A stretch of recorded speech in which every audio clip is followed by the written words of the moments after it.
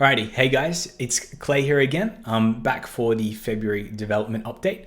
Corey has unfortunately bitten his tongue and he's finding it quite hard to speak right now. So he's just asked me to come in, talk through the changes and the work that we've been doing in this past development cycle.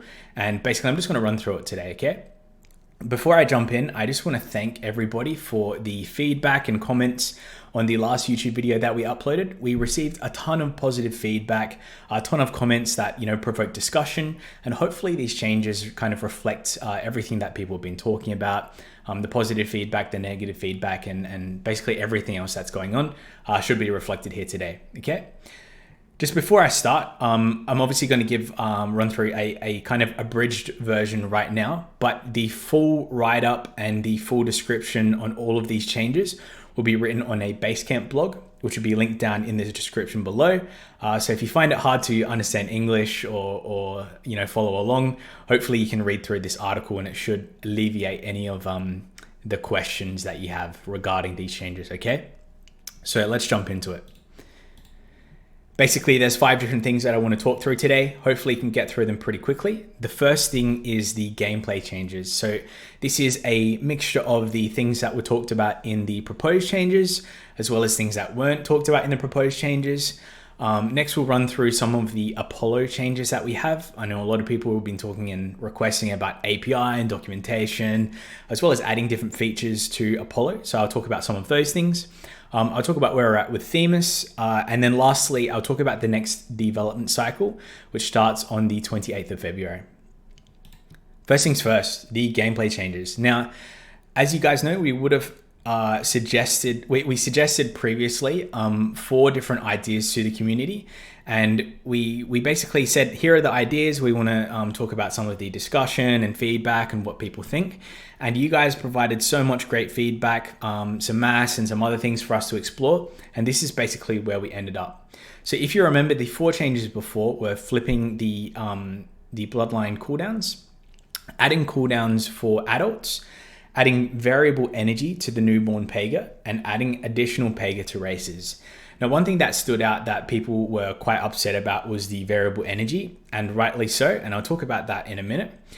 But basically, we removed that from the proposed changes that we were going to do, and we ended up with these things that you can see on the screen here as well as an additional thing. So the first thing that you can see is the flipping cooldowns for all breeds, adding cooldowns to adults when breeding. And this third thing, which wasn't mentioned, is newborn Pega will be born with 0 energy. Now, another thing which I just mentioned before, but is not out yet, is adding additional Pega to races. This is something that we're going to implement probably very soon, but it just requires a little bit of 3D work and a little bit of coding and stuff to add it to the game. So it won't be part of this update, okay? So here on the screen, we can see the basically the cooldowns that we have. We can see that the everything's kind of flipped reversal, and this is what we have right now. And basically, let me give an example, okay? So if we have 2 0 out of 7 HOS, two virgin HOS, and they breed together, they're going to produce a single baby HOS, and this HOS is going to have a 96-hour race cooldown, okay? As well as a 96-hour breed cooldown on the baby. Now, for the parents of those HOS, the 2 parents that will become 1 out of 7s, they're going to have a 24-hour cooldown on the breed and a 96-hour cooldown on the race. Now, when we proposed this, someone said, that's cool, but obviously you can see that the breed cooldown is lower than the race cooldown. So what happens if I breed again after the 24 hours? What happens to the race cooldown? That's a great question. Basically, an additional 96 hours is added to the race cooldown, depending on where it was at currently. So for example, if you had the 96-hour cooldown, you wait 24 hours, so that equals 72 hours, and then you breed again. It just adds 96 hours to that 72-hour race cooldown, which equals 168 hours race cooldown, okay? So basically you can keep breeding, but basically it's just gonna add that compounding race cooldown to that HOS. Another thing that was mentioned, that wasn't mentioned, sorry, in the proposed changes is newborn Pega being born with 0 energy, okay? So if you guys are familiar with the current breeding cycle, when a baby peg is born, it's going to have 25 energy. And basically that gives you a chance to race 25 times, as well as waiting, 24 hours throughout that first day and doing an additional 24 races. Now, instead, newborn Pega is going to be born with 0 energy, and then they will start earning or regenerating energy once their race cooldown has ended, okay? So these are the gameplay changes. As mentioned, adding additional Pega 2 races is something that we'll probably implement, just not part of this update. So again, I just want to talk about the community feedback. We got a lot of feedback, especially on the variable energy, people saying it's not very fair because there's a lot of guilds that already have a lot of Pega with 24 energy, and all of that kind of thing, or it's not fair to randomly allocate it, and that makes 100% total sense to us, okay?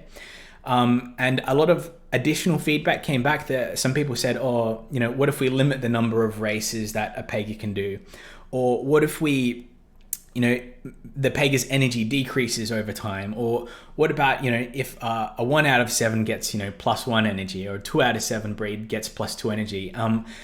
And basically we took all of these community ideas and we ran the numbers, and one thing that we kept coming to is that these fixes basically just delay the amount of time or speed up the amount of time for the ROI of the Pega, okay?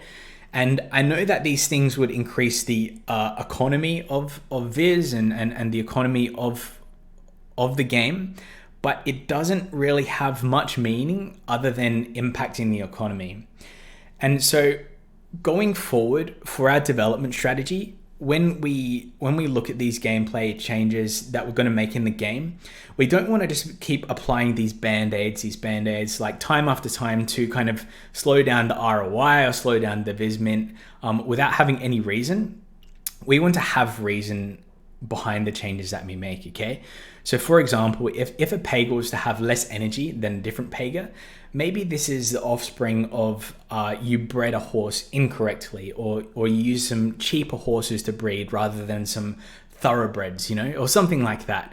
These are the changes that we want to think about that basically impact the game, that have meaning, that are not just random and just for the sake of it, okay? So when I was looking through this feedback, that this is the kind of the conclusion that the development team came to about how we want to run the game for the future, and how we can balance these things to make sure that we have longevity of the economy, as well as make the game fun and fair for everyone, okay? Something to think about when we release the future updates, and why we've done this in regards to the proposed changes, as well as the stuff that you guys have been suggesting as well. An additional thing to add that Corey wants us to do is he wants us to basically do a myth busting session where we'll go through some of the community ideas, talk about why we implement them, why we haven't implemented them, and basically just run through them all. It'll be a fun kind of thing. So again, keep suggesting these ideas and we can talk about why they would or wouldn't work, okay? Next, we'll talk through the Apollo changes. Now, the guys on the Apollo team have been working their butts off and have produced some awesome stuff. So the first thing that you would see if you visited Apollo, and this is out now, is the liquidity pool leaderboard. So you should be able to go in there, see the wallet addresses that have the most or the least liquidity provided, and soon there should be some incentive for this leaderboard, but that's TBD, and this is where we're at the moment. Also, the guys have added things such as event statistics. So you can also go in there and click through and look through the Valentine's Day, how much was minted, the floor price of the Valentine's Pega, or how many people were burnt through their tickets and those kind of things. And that's on the event side of event statistics that the guys have added. Additionally, looking through the API discussion channel, I look through there regularly. A lot of people have said, hey, we need some documentation. We need to know how to use the Apollo API to pull information for our applications and data and all of that kind of thing. I'm a data scientist. I know everyone wants data. So that's another thing that we've been focusing on as well. And that's creating a Swagger API documentation, which includes all of the V1 endpoints that we have and how to use them. And as well, we're currently working on some V2 endpoints, which should get you some more useful information. And that's kind of a work in progress at the moment. Just to add, there's some additional things that we're adding for the API, such as some guild badge tracking and signature generation that you should be able to use within your guild's discords, as well as some easy design planning for Apollo, building blocks and those kind of things. So these things are yet to come with Apollo, but there's some documentation that you can read now, which will be in the Basecamp blog below. Okay. Next we have Themis. Now Themis is still, as Corey would have mentioned, Themis is set to be released in early March. And this is kind of just a quick UX design that I took from a screenshot from a GIF that we have. If you guys don't know, Themis is our DAO platform where users will be able to go in, submit proposals, and if you have PGX, which is our governance token, you'll be able to go through and vote, for the ideas that you think are important and those kind of things. And in the back end, I've worked on a kind of a algorithm which will basically determine how many PGX you have versus how many PGX the whales have and the big guilds, to make sure that there's fair voting, okay? Because we don't want someone with a trillion PGX come in and dominate the platform. So we've made sure to incorporate that so it's a fair platform as well.